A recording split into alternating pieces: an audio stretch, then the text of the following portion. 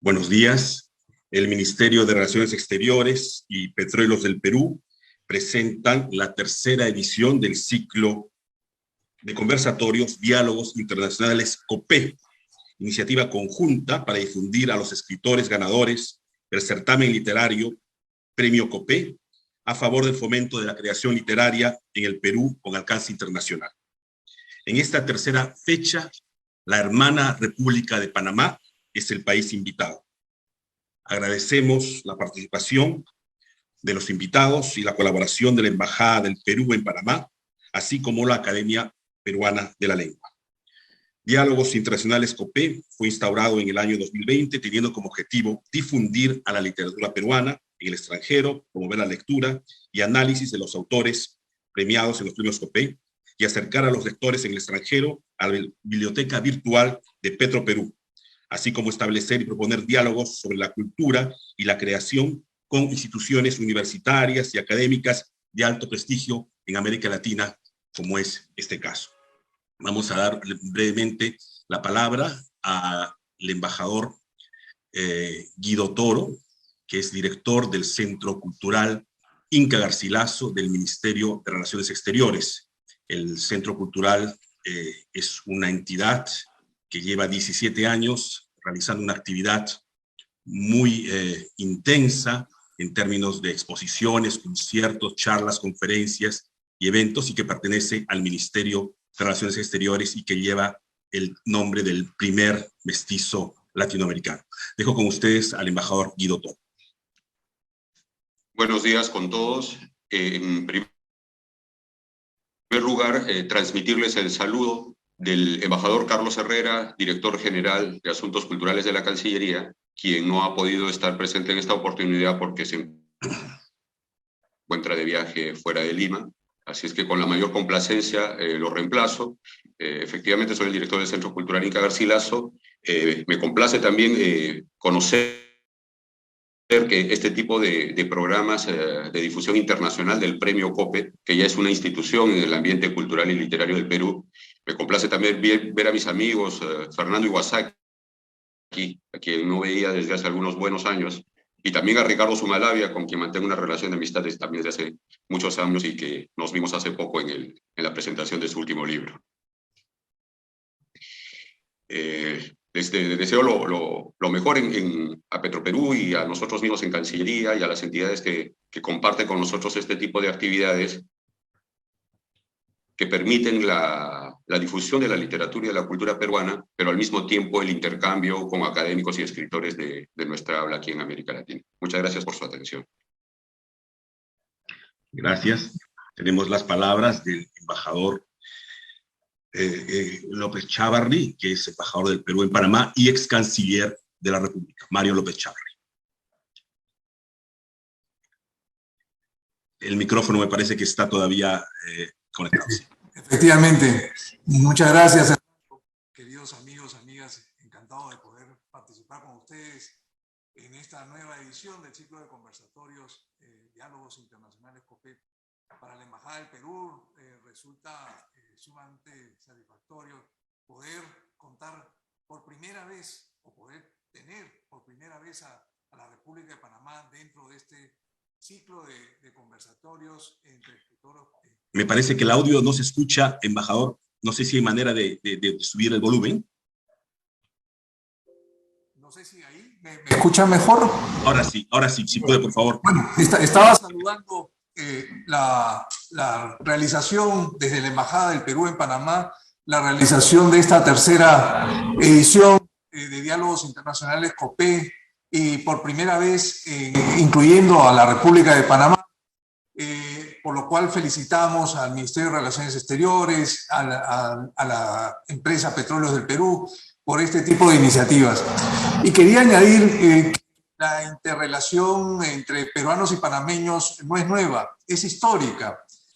La historia de Perú y Panamá está estrechamente vinculada desde las remotas épocas de las poblaciones originarias panameñas que conocían la existencia de ese imperio incaico al sur del continente, luego la conquista, la dominación, el colonialismo donde Panamá resultó siendo un puente, ¿no?, entre la metrópoli y el Perú. Y luego también ligada esta relación histórica a la instauración del puerto de Portobelo, esta circulación de bienes, enlazada posteriormente en el desarrollo de los pensamientos libertarios, con la numerosa participación de panameños en la gesta de la independencia peruana, y bueno, hasta la proyección global de los dos países, inclusive a través del Canal de Panamá, con un Perú muy activo en todo lo que es la economía, la política y los pensamientos ideológicos en Panamá. Pero precisamente por eso, por esa participación de personas y de familias a lo largo de los años, la relación entre Perú y Panamá es muy estrecha. Y esto sin duda se traduce en la cultura, ¿no? Los vínculos entre Panamá y Perú han permitido el establecimiento de pensadores, de artistas, de literatos panameños en Perú.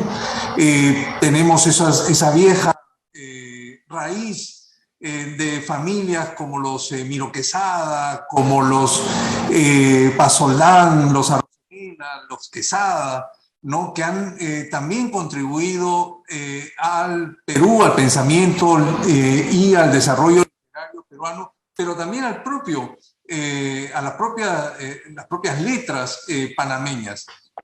Seguramente a lo largo del diálogo va a salir alguno de estos personajes, pero no quería dejar de mencionar a Tomás Miró Rubini, un panameño que vivió en Perú, muere en Lima y desarrolló justamente su poesía y su obra literaria en nuestro país, en el Perú. Luego Mariano Arosemena y su hijo Justo Arosemena, que fueron baluartes de esa independencia y de esa república panameña en 1903, con obras dedicadas a la historia, a la geografía, a la sociología, y que justamente tienen un despertar desde el Perú, desde sus vivencias en el Perú. Ricardo Miró, un poeta, un escritor del modernismo, vinculado con la familia Miró Quesada, y que también escribe poesía, prosa, vinculada con el Perú. Y luego Belisario Porras, presidente panameño, con nietos peruanos, ¿no?, que ensaya críticas literarias, que escribe poesía también, y que vincula aún más a Perú y Panamá a través de las letras. Y creo que finalmente Darío Herrera, un escritor modernista, un diplomático, un periodista panameño, autor de cuentos y poesías, que vivió en Perú y que conoció y tuvo una amistad con Ventura García Calderón y José Santos Chocano, que Fernando Iwasaki justamente pues señala en el cuento que ha sido premiado por COPE. Así que es muy estrecha la relación entre peruanos y panameños, entre los manifestantes más claros de esta cultura panameña y el Perú. Así que un agradecimiento especial también a Fernando Iwasaki, Premio COPE de Cuentos, por apoyar a seguir estrechando aún más este vínculo cultural entre Perú y Panamá, así como a Ricardo Zumalabia, a cargo de la moderación del presente conversatorio, y por supuesto el reconocimiento de la Embajada del Perú al escritor Carlos Winter y a la maestra, la profesora y crítica literaria Emma Gómez, por esta importante participación en el conversatorio de hoy. Quiero también sumar este reconocimiento a la Academia Panameña de la Lengua, institución con la cual nos une la promoción de nuestra cultura. Muchas gracias. Muchas gracias, embajador, y por esa descripción de los lazos históricos y de los personajes panameños y peruanos, de justamente esa rica historia entre ambos países. Quiero dar brevemente la palabra al señor Aldo Durán, que es gerente de gestión cultural de Petróleos del Perú. Señor Durán. Buenos días, muchas gracias. Quiero coger las palabras del embajador Mario López cuando menciona la necesidad de difundir la cultura de nuestros pueblos. Recuerdo que en el año 2020, en plena pandemia, cuando estábamos en la crisis sanitaria a nivel mundial, conversamos con la Cancillería y planificamos este ciclo denominado Diálogos Internacionales COPE como un espacio para dialogar, conocer, difundir, no solamente a los ganadores del premio COPE, sino también para intercambiar opiniones y investigaciones y conocimientos con especialistas a nivel iberoamericano. Creo que no nos hemos equivocado en ese cometido.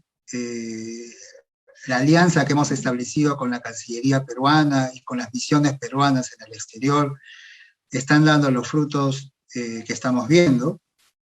Este año es la tercera edición de este ciclo, y a lo largo de estas fechas que hemos desarrollado en estos años, se han sumado ganadores del premio COPE en las 4 categorías que organizamos: cuento, poesía, ensayo, novela. Las misiones peruanas en varios países de Latinoamérica, y este año nos hemos concentrado en difundir y propiciar el diálogo con países de Centroamérica.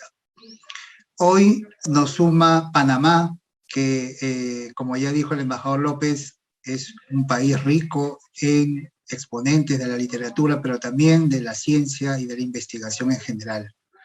Por eso me alegra sobremanera ver esta mañana a los investigadores Carlos Winter y Emma Gómez, porque han aceptado participar en este ciclo y sumarse también a este panorama que estamos desarrollando cada año con la Cancillería peruana.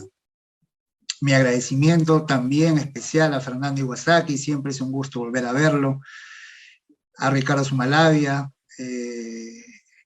dignos exponentes de la literatura peruana, no solo nacional, sino también internacional.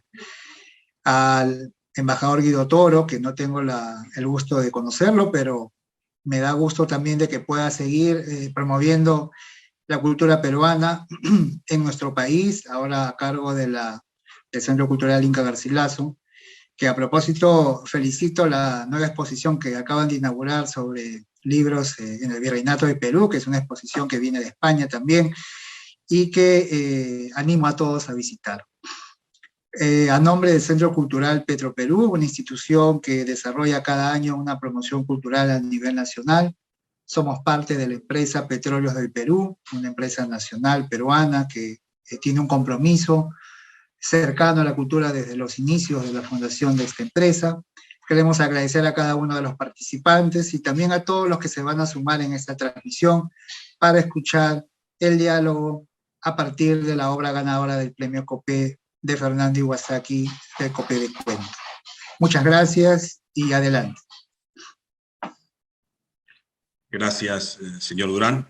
Entonces, empezamos el conversatorio en sí, que va a moderar Ricardo Sumalavia, que fue ganador del premio COPE. Él es, como ustedes saben, reconocido escritor, poeta y gestor cultural. Nos acompañan dos reconocidas figuras, dos distinguidas figuras de la cultura panameña, ¿no? La licenciada Emma Gómez, que es miembro de la Academia Panameña de la Lengua, lexicógrafa, profesora, crítica literaria, y también el escritor Carlos Winter, no solamente escritor, novelista, cuentista y ganador de los 39 escritores más destacados del famoso Hey Festival, Festival de Literatura. Yo dejo la palabra a Ricardo Sumalavia, quien nos va a presentar a Fernando Iwasaki, que es un muy conocido historiador,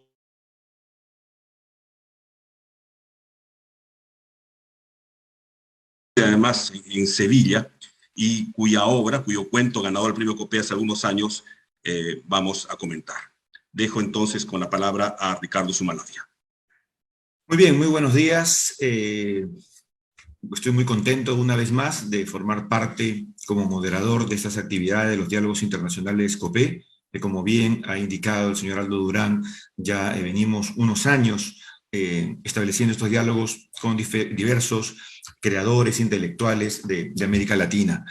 Bien, ya se ha dado una presentación previa de nuestros invitados panameños, los intelectuales Emma Gómez y Carlos Winter, creadores y estudiosos panameños, y por supuesto también este diálogo es una suerte de celebración de la creación literaria en esta oportunidad, celebrando el cuento y el libro que reúne también a los finalistas incluidos en la versión del año 1998, y cuyo ganador, el que obtuvo el premio Copé de Oro, es nuestro querido amigo Fernando Iwasaki con su cuento El Derbi de los Penúltimos.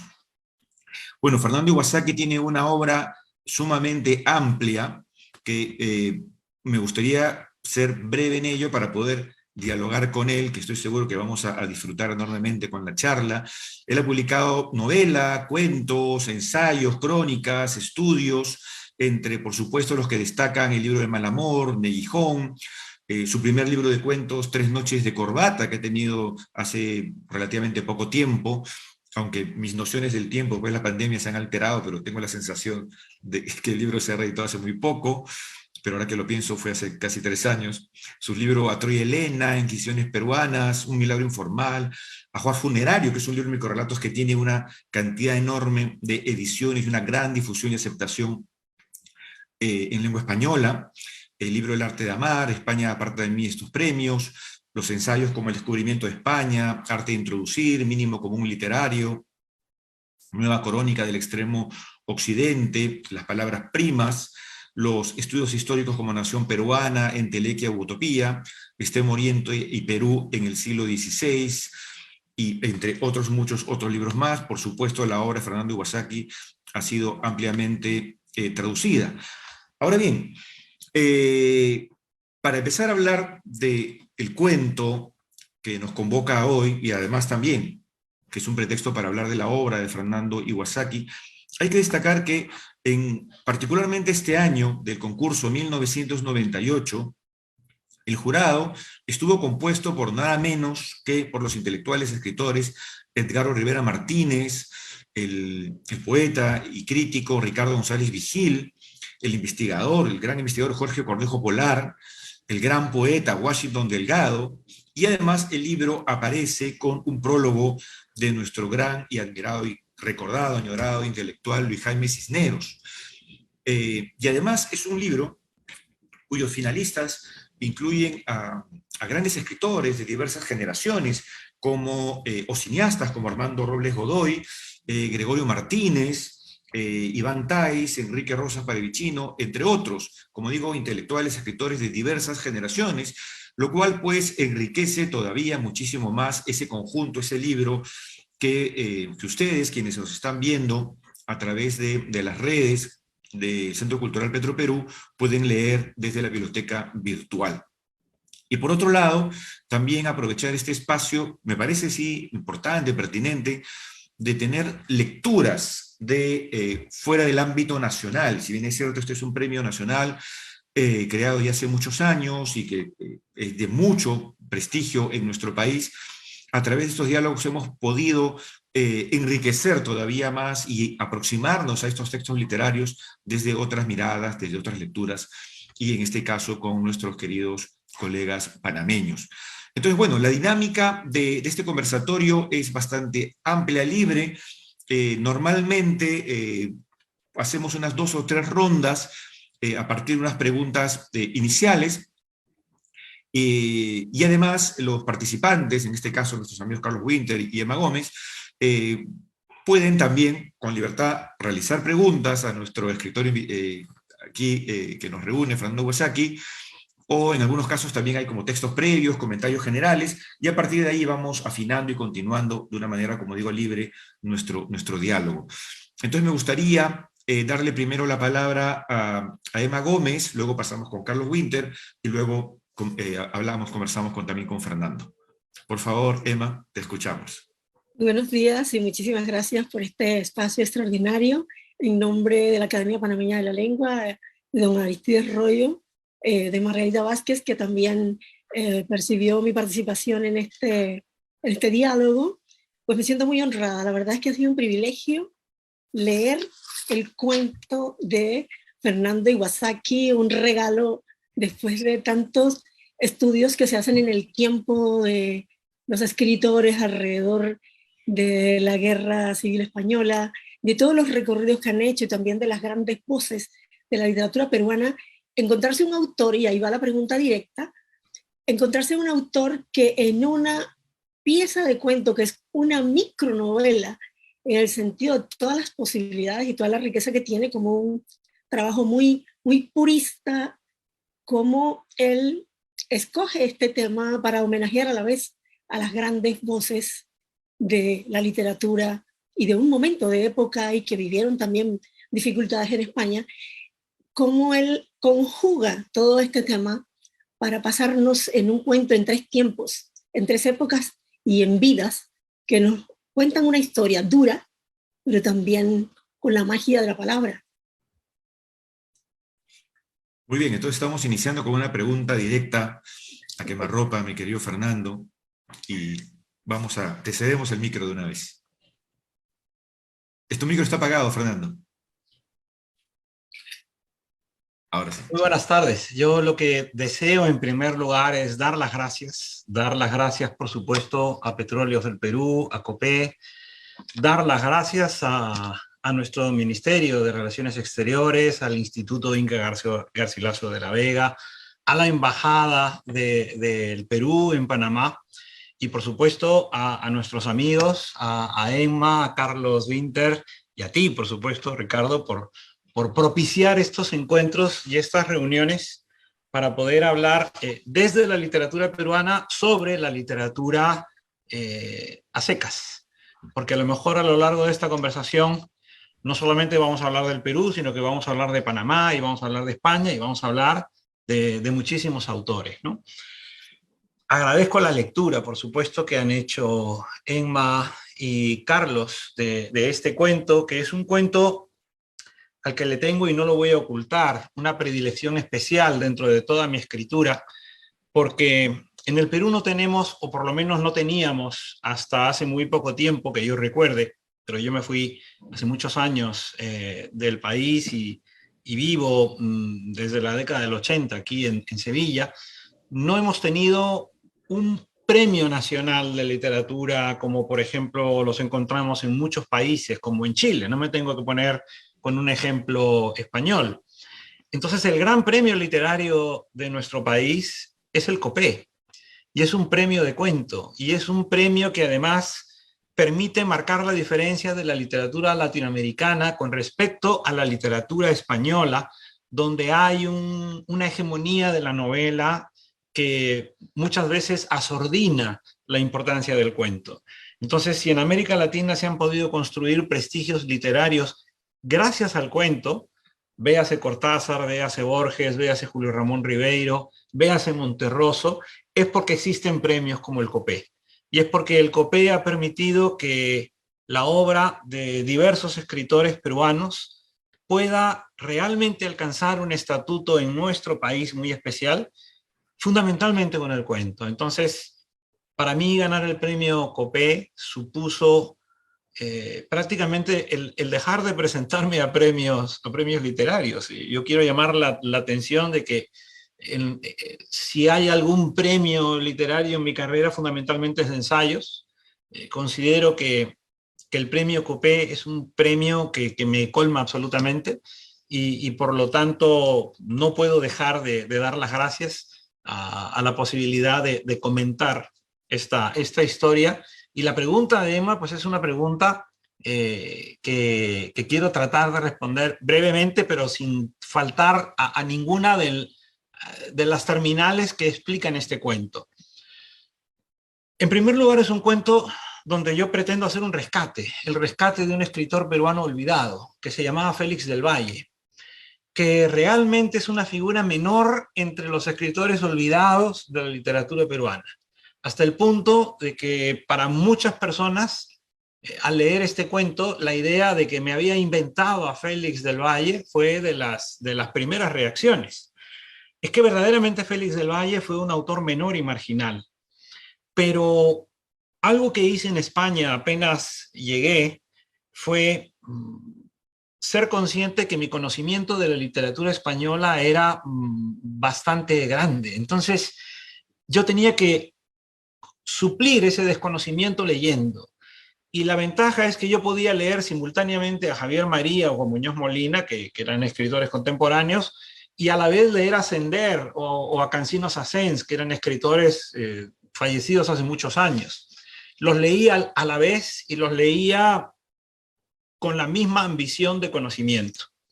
Entonces, Cancinos Asens, en uno de los tomos de su obra La novela de un literato, mencionaba a Félix del Valle, concretamente en el epígrafe que pongo en esta obra. Y para mí fue suficiente para ponerme a buscar la obra de Félix del Valle. Y me di cuenta que Félix del Valle era uno más de muchísimos escritores peruanos y latinoamericanos olvidados en nuestros países, probablemente por haber vivido en España e incluso por haber tomado partido por la República, porque la República pierde la guerra y Félix del Valle se convierte en un exiliado de la España franquista, pero no fue un español exiliado, es que además era un peruano exiliado. Su exilio era doble y se tuvo que ir a un país donde tuviera la posibilidad de refugiarse de las persecuciones. Y ese país fue Argentina. Entonces, para mí escribir sobre Félix del Valle suponía hacer un homenaje a la literatura peruana de comienzos del siglo XX, un homenaje a la literatura española de la época de la vanguardia y, por supuesto, un homenaje al nacimiento de la revista Sur y de los escritores que con Borges como gran faro de aquella tradición, pues marcaron los diferentes momentos, los tres, de este cuento. Yo estuve tentadísimo de incluir un cuarto episodio que iba a localizar en Biarritz, en Francia, donde muy probablemente habría incluido a un escritor panameño, a un poeta panameño llamado Demetrio Corsi. Probablemente en el Perú no lo conozcamos tanto, y seguro que en el transcurso de esta conversación podré explicar por qué Corsi me parecía importante y hacerlo dialogar no solo con Félix del Valle, sino con César Vallejo. Pero yo tengo asumido, Emma, que cuando me fui del Perú yo no perdí un país, sino que gané otro. Y por lo tanto tengo más de un país. Tengo mi país donde nací, que es el Perú, y luego tengo este país, que es España. Y en mi escritura yo procuro que siempre sumen estas tradiciones en las cuales yo me encuentro. Y por esa razón tiene tanto protagonismo en este cuento lo que podríamos llamar la literatura española de los años de la Bohemia, de los años de la vanguardia y de los años de la Guerra Civil. Nunca habría escrito este cuento sin la inestimable ayuda y ejemplo de amigos como Abelardo Linares y Andrés Trapiello, por ejemplo, ¿no? Entonces, no sé si he respondido, pero al menos esto es lo que creo que debo decir en primer lugar. Muy bien, Fernando. De hecho, estás abriendo varias puertas. Justamente una de las preguntas que luego yo también iba a soltar era sobre los otros olvidados, ¿no? Además de Félix del Valle. Y curiosamente nos van surgiendo muchos nombres de olvidados, lo cual por fortuna significa que no están pues tan perdidos de nuestro panorama. Pero antes de entrar a ese tema, me gustaría la intervención de Carlos Winter para poder enriquecer todavía más esta conversación. Carlos. Bueno, primero, darles las gracias por la invitación. Además de la cercanía que tenemos como países, Panamá y Perú, también se dan encuentros casuales que son, pues tal vez, obviamente como son casuales no buscados, pero permíteme, Ricardo, recordar cómo nos conocimos. Hace muchos años hubo un encuentro, prácticamente una cercanía alfabética, además de porque nos tocaba estar Perú, Panamá y Paraguay, si no me equivoco, en un encuentro que tuvimos de autores urbanos en Bogotá. Entonces ahí trabé amistad con Ricardo, por supuesto. Fernando lo conocí acá en Panamá, creo que es la última vez que ha venido Vargas Llosa, ese enorme escritor peruano, a Panamá, y me regaló un libro, que aquí lo tengo, libro de Mal Amor, que fue de las primeras lecturas que tuve de Fernando, y bueno, mi amiga Emma, a quien considero una persona valiosísima, un pensamiento muy agudo, el embajador Mario López Chavarri, que hace un mes, como hablábamos, nos encontramos gracias a Cisneros, por una presentación de Cisneros, que a la vez me lo encontré en Guadalajara hace algunos años. Entonces, bueno, parece que además de nuestros vínculos históricos, culturales, hay una propensión a afinidades entre nuestros países y encuentros un poquito inexplicables.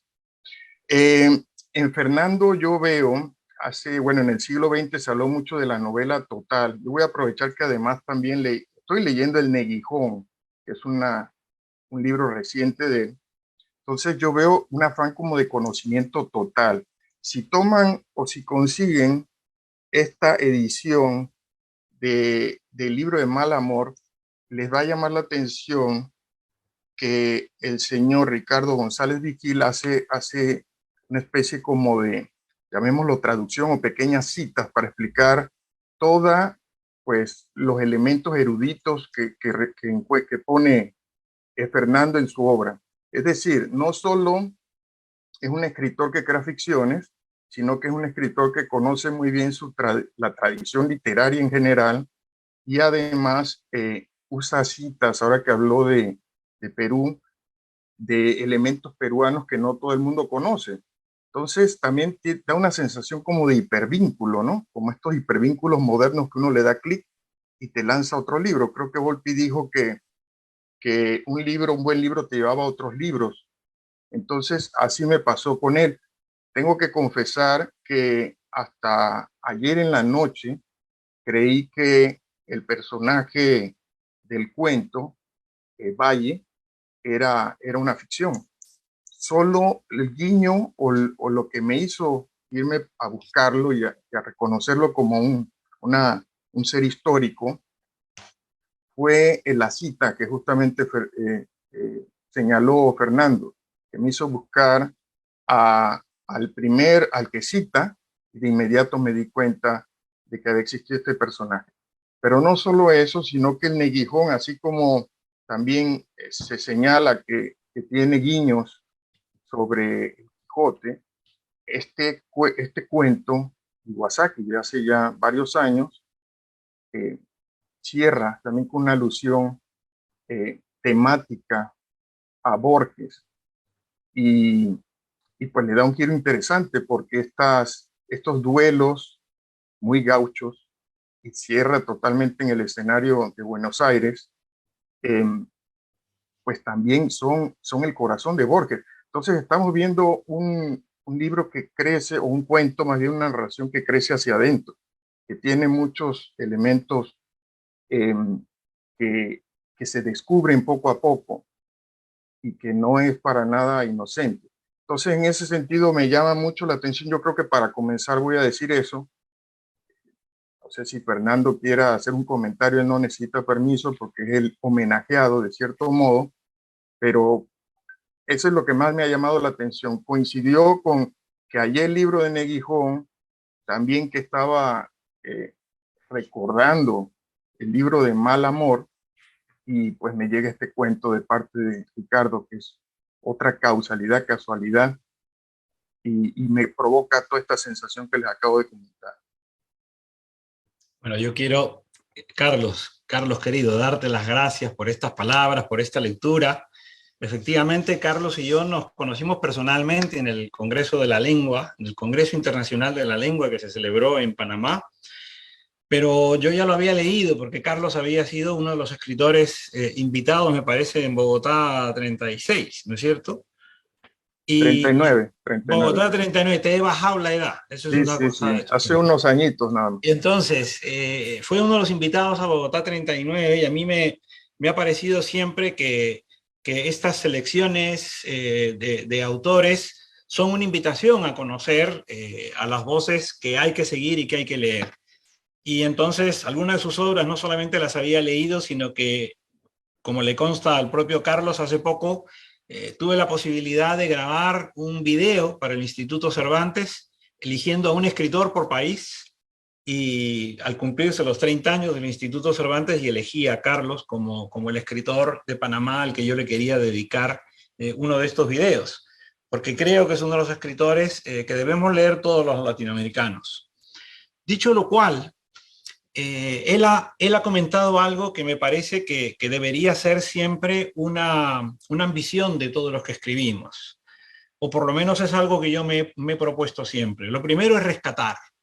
Yo creo que un escritor debe rescatar a los autores olvidados, debe rescatar a los autores desleídos en cualquiera de las dos acepciones de la palabra, y debe, por supuesto, tratar de integrarlos, rescatar esas voces para que nuevamente se sumen al torrente de nuestro tiempo.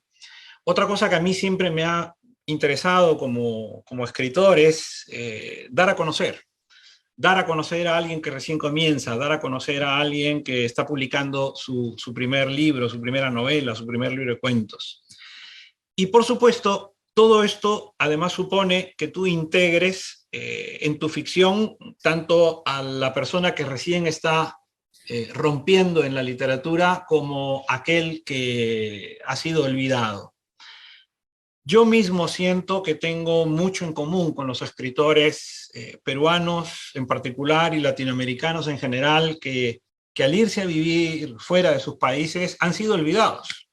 Cuando yo escribí aquel cuento en el año 98, 97, yo tenía la idea de que el camino que había recorrido Félix del Valle podía ser perfectamente el camino que iba a recorrer yo. Es decir, que por estar fuera del Perú no formaba parte de la literatura peruana y que al no ser español tampoco iba a estar dentro de la literatura española. Eso no solamente le ha ocurrido a Félix del Valle, le ha ocurrido a Rosa Arciniega, le ha ocurrido a Felipe Sassone. De los tres me he ocupado en diferentes libros, pero los tres aparecen en este cuento, porque los tres estuvieron en el Madrid que prácticamente asistió a la entrada del ejército de Franco en el 36. Y entonces, para mí, escribir supone conectarme con una tradición literaria. Si a partir de mi cuento alguien se acerca pues a leer a Cansino Sassens, si se acerca a leer a Andrés Trapiello, si se acerca a leer a los escritores españoles de las vanguardias, o por supuesto a Borges y a Bioy Casares que aparecen al final, o a Mariátegui que aparece en la primera parte, el cuento ha cumplido su función. Pero si además alguien entra en el juego metaliterario de ver qué cuento de Borges es el que de alguna manera aparece insinuado en el desenlace del Derbi de los Penúltimos, mejor todavía, porque eso quiere decir que al que además ha leído a Borges le aguarda quizás la íntima satisfacción de reconocer una escena que dentro de la literatura de Borges, para los que nos gusta su obra, pues es memorable. Y yo siento que esa es la función, no solo de este cuento, sino de prácticamente todo lo que he escrito, ¿no? Ricardo ha sido muy generoso con Ajuar Funerario, pero si por Ajuar Funerario un joven lector se acerca a Edgar Allan Poe o a Lovecraft, o se acerca, por ejemplo, al mismo Borges, pues me parecerá que el libro ha cumplido su cometido. Si un lector del libro de Mal Amor termina leyendo a Tolstoy o leyendo a Stendhal o leyendo a Nabokov, pues me parecerá que el libro ha cumplido su función. Y creo que en eso consiste la literatura, en dar de leer al sediento, por ponerme bíblico, ¿no? Y siento que el futuro de lo que escribimos es un poco como el futuro de las bibliotecas que tenemos en casa. Yo estoy ahora mismo en mi casa, detrás mío están mis libros, que no sé lo que será de ellos dentro de unos años, cuando yo no esté, porque quizá mis hijos se deshagan de ellos, o quizá la biblioteca se parta en pedazos y vaya a las casas de cada uno una parte, o termine en una librería de viejo. pero lo importante es que los libros seguirán siendo leídos. El destino de un libro es caer en las manos de un lector. Y entonces creo que hay que dejar pistas para que los lectores vayan, a través de nuestras ficciones, recorriendo ese camino de los libros que Carlos, citando a Volpi, nos ha recordado. Muy bien, Fernando.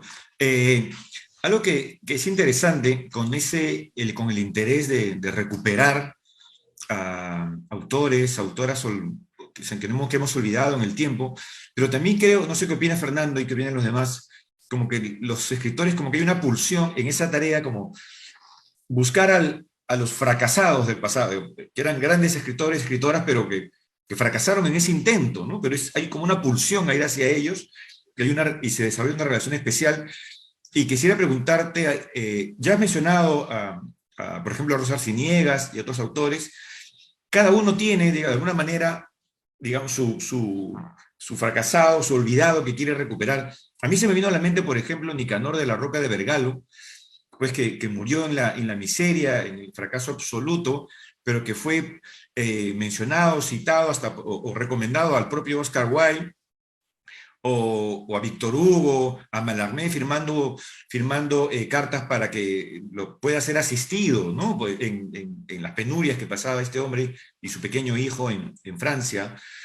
Y luego hay ese interés, como digo, por llevarlos hacia la literatura.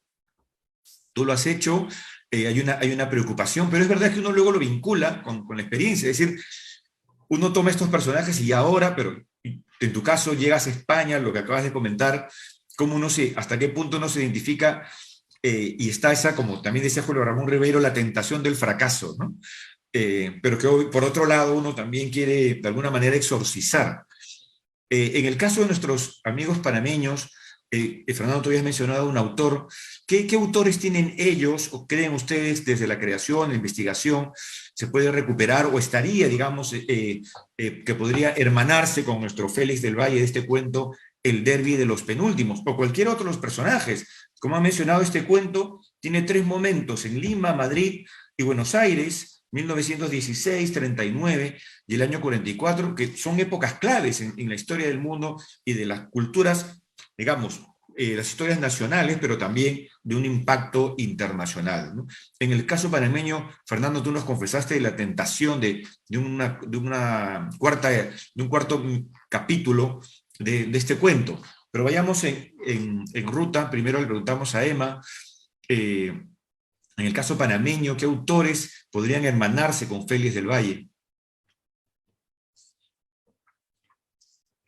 Mira, el ejemplo que ha puesto aquí ahora Fernando, tomando en contexto estos espacios de la noche, los espacios que nos relacionan con todo ese mundo de desarraigados y que a la vez encuentran otras patrias, pero también en los desarraigos son varios de los mismos escritores que ha mencionado el embajador y ha mencionado ahora Fernando, porque justamente uno de nuestros grandes escritores, Demetrio Corsi, fue por mucho tiempo sesgado o negado.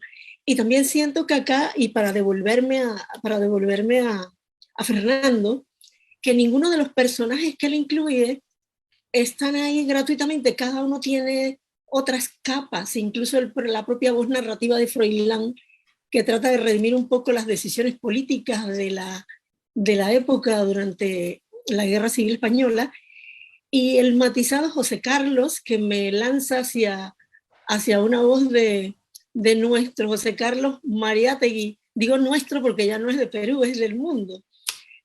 Hay una cantidad una polifonía de personajes, incluso Cancino, que es presentado a veces casi como un personaje mítico.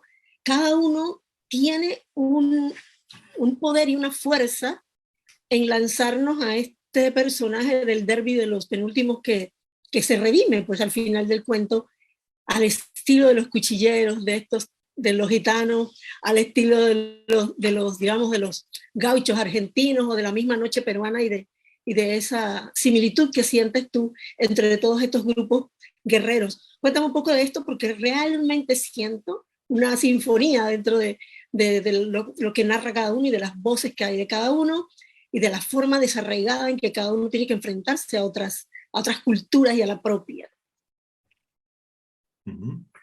Muy bien. Carlos, quisiera también para su aproximación. A mí me pasó algo. Yo, el escritor y la generación también que más admiro aquí en Panamá, para comenzar por la pregunta de Ricardo, fue la del 30, fue la después de la generación republicana, o sea, de la vanguardista, de donde estaba Rogelio Sinan, que no se puede tener por un olvidado, pero ahora les cuento, y también estaba Roque Javier Laurenza, que me gusta mucho. A mí me gusta mucho Roque Javier Laurenza, aunque fue muy, muy crítico con la cultura panameña, pero eso es propio de la juventud, tal vez.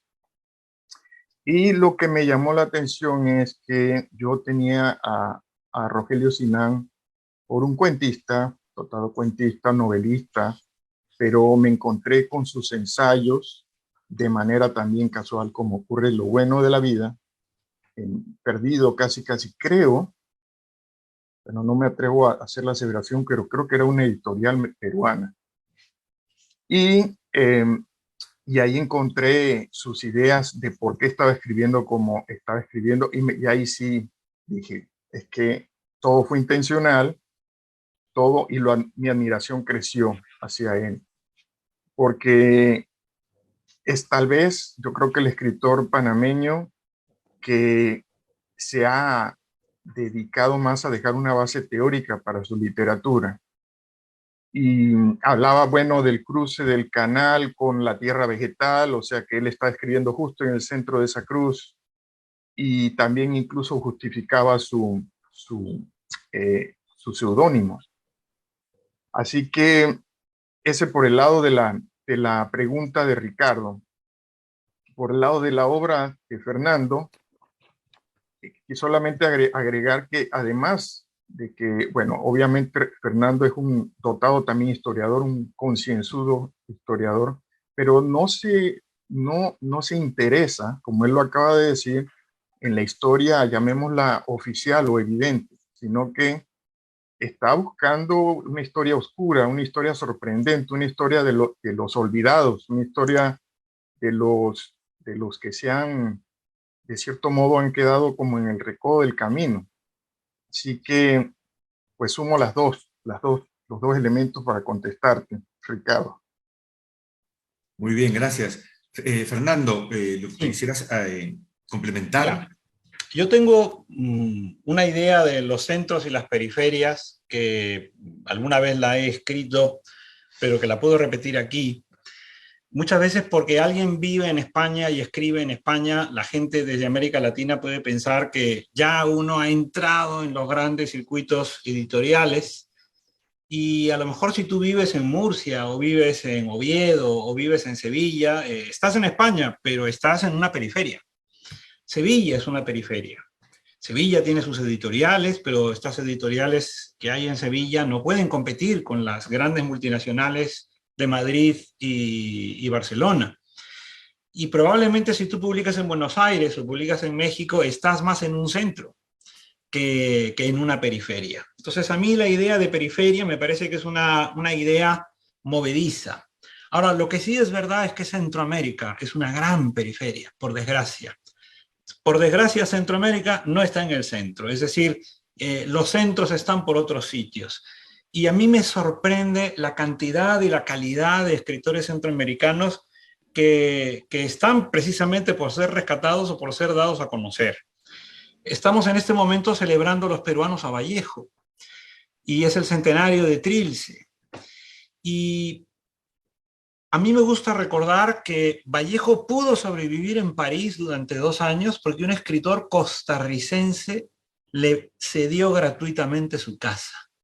Este escritor, este poeta se llama Max Jiménez, y vivió Vallejo en su atelier de la Rue Bar-Saint-Ogeguis, y ahí, gracias a eso, escribió. Probablemente no conoceríamos la obra póstuma de Vallejo si Vallejo no hubiera vivido, no hubiera disfrutado de la hospitalidad de este poeta costarricense, muy olvidado también en Costa Rica, ¿no? A pesar de una obra que yo creo que es muy potente. En ese París de los años de las vanguardias, donde estaba Vallejo, estaba Demetrio Corsi. Demetrio Corsi era también un poeta contemporáneo de estas figuras, de Maximénez, de Vallejo, de Huidobro, y no se entendería el paisaje cultural de París sin estos latinoamericanos. Demetrio Corsi, si no me falla la memoria, escribió una especie de introducción en español para difundir la obra de Fujita, del japonés, o sea que además me toca por japonés. Y esto yo creo que es interesante porque nos da una idea de cómo los escritores latinoamericanos que vivían en París estaban irradiando la cultura, la nueva cultura en todas las direcciones.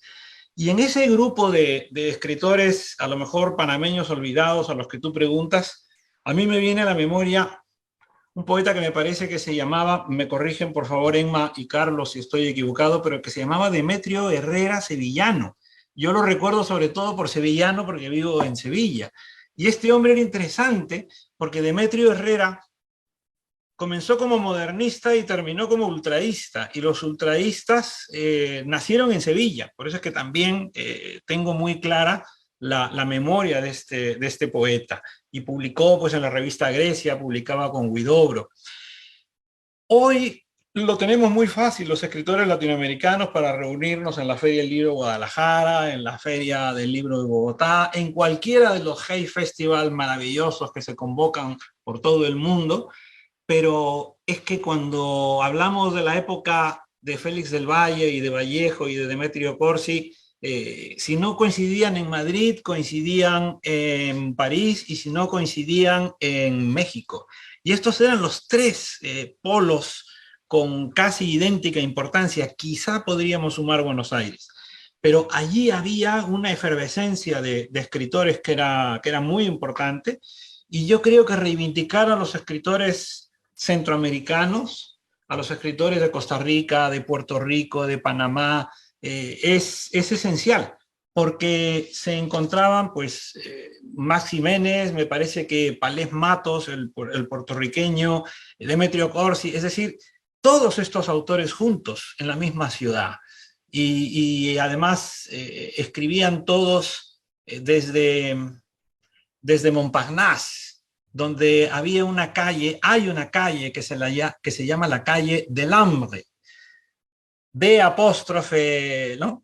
Pero es que los poetas latinoamericanos la llamaban literalmente la calle del hambre.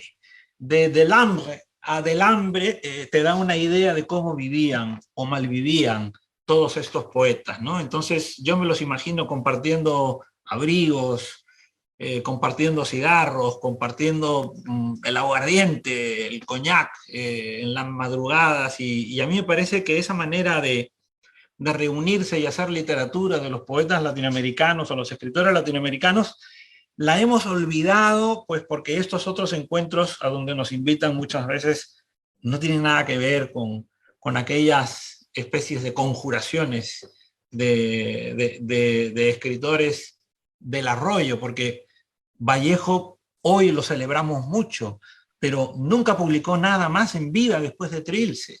Y es una cosa que yo quiero recordar constantemente. Él muere siendo el poeta de Trilce. Él muere siendo el poeta que había publicado nada más salir de la cárcel. Era un joven traumado por su experiencia de la cárcel. Y a Vallejo, felizmente, se le ha rehabilitado prácticamente al morir, ¿no? Y su obra empieza a ser difundida. Pero él muere con la certeza de ser un orillado, de ser un marginado. Bien. Ya estamos entrando, fíjense qué pena, rápidamente en la última vuelta de este encuentro, pero quisiera detenerme un momento y saber la opinión también de nuestros amigos Emma y Carlos, y comentarlo con Fernando, la presencia del humor, no solamente en este cuento, sino el humor, la ironía, el sarcasmo, que también es un rasgo, es un sello en la prosa de Fernando, donde me atrevo a decir que si bien, ya se ha mencionado, hay un despliegue de su conocimiento histórico que lo lleva magistralmente hacia lo literario, o sea, no suena que nos está contando un hecho histórico, sino como si fuera una anécdota, pero sin embargo son hechos fundamentales. Estos años que he mencionado, 16, 39, 44, son años claves en la construcción de la modernidad, en los movimientos vanguardistas, en la búsqueda pues, de literaturas nacionales y cosmopolitas al mismo tiempo, el enfrentamiento de visiones, cuando se habla de los que prefieren a Verlaine frente a los que prefieren a Valle Inclán, o los que prefieren en el Perú a González Prada o a Ricardo Palma, los que prefieren ver el centro París o Madrid, que puede estar en el cuento allí, pero sin embargo, si uno se detiene, dice, bueno, ya esos pequeños pasajes dan muchas luces, ¿no? Y todo esto con humor, con ironía, como recuerdo mucho este pasaje en Madrid, cuando están el personaje Froilán Miranda rescatando a Félix del Valle de esta turba que empiezan a acusarlos pues, de comunistas rojos, y el mismo Félix del Valle se pone a cantar en contra de los republicanos. Bueno, finalmente para salvar el pellejo que le dicen, pero que era lo último que esperaba de él, le dijo, bueno, justamente lo último es lo que hay que esperar de él. Y esas pinceladas de humor que se quedan en el lector, en todo caso en mí, esta escena como muchas otras, como también cuando habla de los encuentros con Abraham Valdelomar, un escritor fundamental en la tradición literaria peruana, o en la última parte del relato, además llamando a Fito, a Bioy Casares, a Adolfito, Cocolucho, ¿no? Cocolucho. A Jorge Luis Borges, en fin, y otros nombres que, claro, que son otras capas, son otros niveles de lectura, que quien conoce esta literatura, estos autores, también va a reír por segunda, tercera o cuarta vez, ¿no? Lo cual nos permite las relecturas. ¿Cómo fue esa experiencia en ustedes, Emma y Carlos?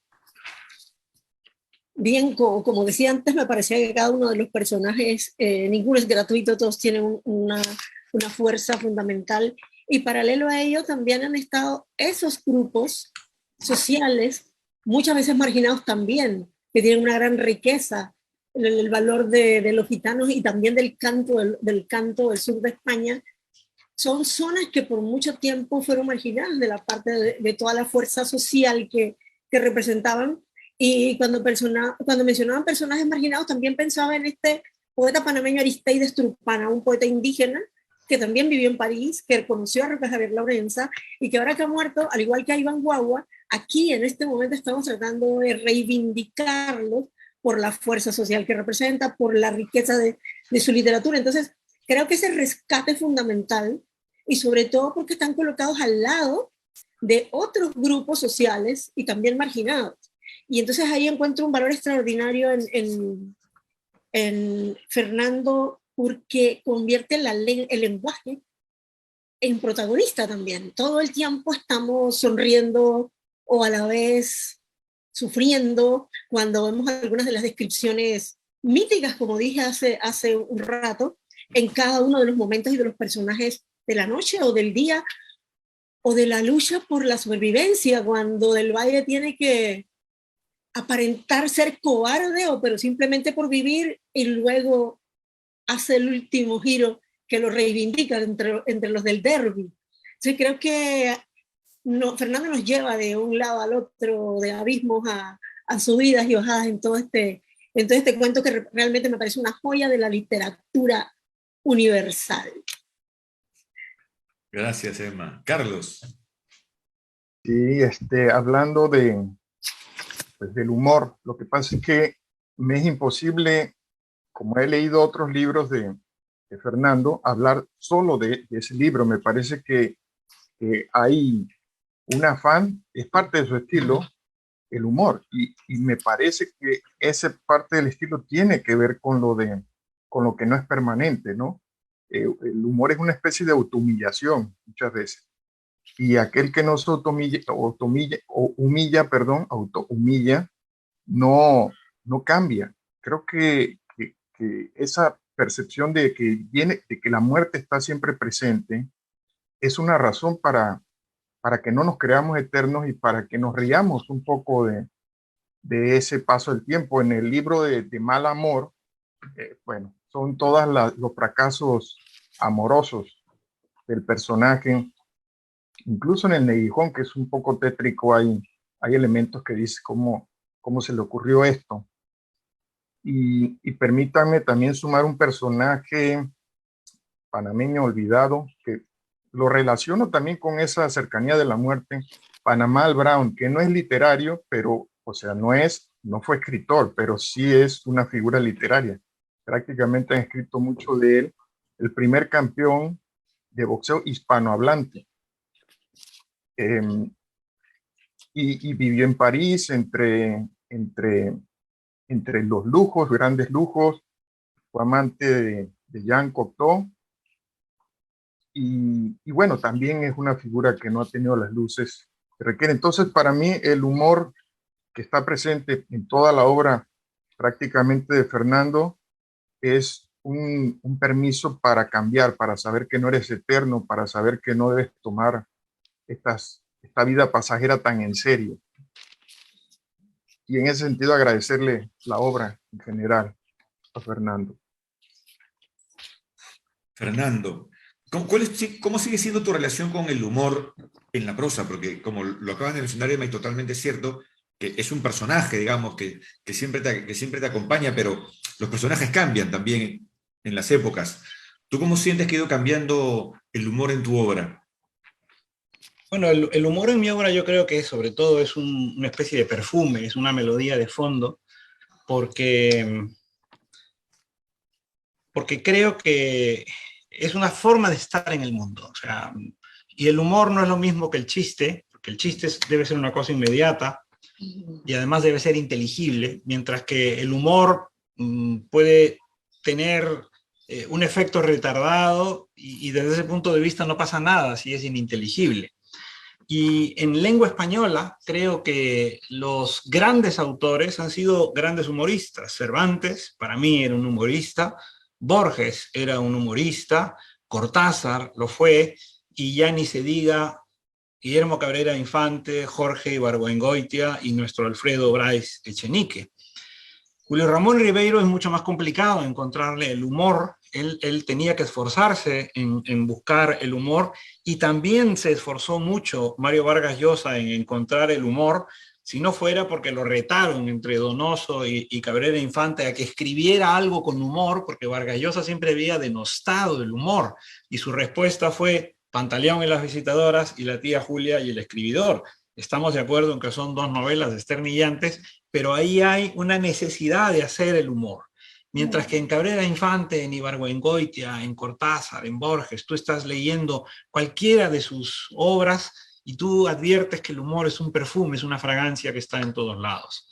Yo estoy procurando que eso ocurra también en mi obra, hasta el punto de que en el último libro que he escrito, que es Brevetes de Historia Universal del Perú, a mí me sorprende que muchos se hayan aferrado a lo que entienden que es la presencia del humor, cuando yo no he querido que ese libro se caracterice por el humor. Es decir, que ya yo voy a tener siempre conmigo este perfume humorístico, lo cual no me disgusta en absoluto, porque tengo previsto escribir algo que no tenga absolutamente nada de humor, y lo divertido será ver cómo la gente lo encuentra por algún lado, ¿no? Entonces esto ya me parece que es lo mejor que te puede ocurrir, que digan que has escrito algo humorístico cuando no tenían la intención de hacerlo. Lo que se llama el gol de casualidad. Genial. Muy bien, bueno, ya hemos llegado al final de este evento. Como siempre nos quedamos pues con muchas ganas de querer seguir conversando. Espero que se dé la oportunidad.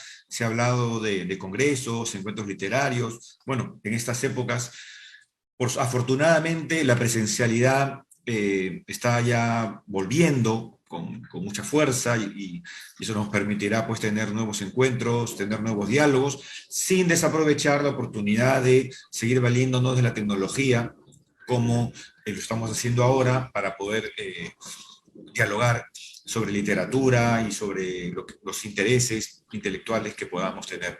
Por mi parte, muchísimas gracias, Fernando, Carlos Winter, Emma Gómez, a las instituciones, a la Cancillería, al Ministerio de Relaciones Exteriores, que también propician de una manera acertada estos diálogos. Pronto tendremos, de aquí a un mes, el siguiente diálogo, y con eso cerraremos este año 2022, fructífero en este sentido, y ya planificaremos otros para el siguiente. Muchísimas gracias por mi parte, que les vaya a todos muy bien. ¿puedo pedirme la palabra un minutín? Claro que sí, Fernando, por favor. Porque yo anoté que había una despedida de mi parte y yo por lo menos quiero decir que me siento muy agradecido por la lectura de Emma, por la lectura de Carlos, por este espacio que han sabido crear a través de COPE, con la Embajada del Perú en Panamá, con el Centro Inca Garcilaso de la Vega y con el Ministerio de Relaciones Exteriores, y dar las gracias a Panamá. Panamá me ha hecho bailar muchísimo. Yo quiero recordar no solamente La Parranda de Panamá, uno de estos discos que se bailaba la cara A completa, el lado A. Quiero recordar a Rubén Blades, y como Carlos Winter ha mencionado, a un boxeador. Pues para cualquier latinoamericano que visite Panamá, por favor, no dejen de ir al restaurante de Manuel Piedra Durán. El propio Manuel Piedra va a la mesa para explicarte cómo fue su trayectoria, comes maravillosamente y te ríes. Entonces yo estoy muy agradecido a Panamá porque me ha hecho bailar mucho y me ha hecho reír mucho. Muchas gracias. Y después Fernando nos dice que seamos serios. Sí, es que, mira, yo creo que no hay latinoamericano que no recuerde La Parranda de Panamá. La Parranda de Panamá. Podías bailar, pues, los 40 minutos que duraba todo ese lado A del disco. Lo que sería irónico, Fernando, es que los panameños no la bailen. Y sí, porque había mucha canción colombiana, pero, sí, pero se llamaba La Parranda de Panamá, claro. Y por supuesto Rubén Blades, ¿no? Es decir, yo claro. No me puedo poner de pie porque ya estoy parado, pero Rubén Blades ha sido para nosotros, para la memoria latinoamericana, pues yo diría que como la trova cubana, como Héctor Lavoe. Entonces todos somos panameños gracias a ellos. Exacto, a celebrarlo. Muchas gracias, Fernando. Muchas gracias. Te comprometieron, Emma, que bailes. Eso. Yo bailo, solamente que de vez en cuando y poco a poco. Y gracias a ti por tus palabras, Carlos, y a todos ustedes por este espacio, de verdad, que lo he disfrutado muchísimo y creo que voy a seguir compartiendo este cuento en muchos escenarios, porque hay muchas capas. Muchas gracias, Emma. Como director de promoción cultural de la Cancillería, me toca cerrar este fructífero y tan simpático encuentro de escritores. Muchas gracias a nuestros distinguidos participantes panameños, los esperamos en el Perú, y nada más, no puedo sino concordar con Fernando Iwasaki. Para nosotros la cultura panameña es una cultura entrañable. Panamá es un país entrañable para los peruanos, a quienes consideramos un país hermano, por supuesto. Estos diálogos tienen, en mi concepto, trascendencia. Ricardo Sumalabi lo ha dicho muy bien: la cultura une a los pueblos, la cultura permite entenderse de una manera auténtica. Yo muchas veces digo como diplomático que a veces las relaciones políticas y las relaciones económicas son relaciones de poder, de interés. En cambio, las relaciones culturales son relaciones mucho más profundas, que perduran y acercan a los pueblos, y esta es una oportunidad para conocer a distinguidos intelectuales y escritores panameños, y conocer también la cultura panameña y conocer la literatura, y es un intercambio, yo creo, siempre muy, muy fructífero. Les agradezco a todos y hasta la próxima edición de los Diálogos Internacionales COPE. Gracias.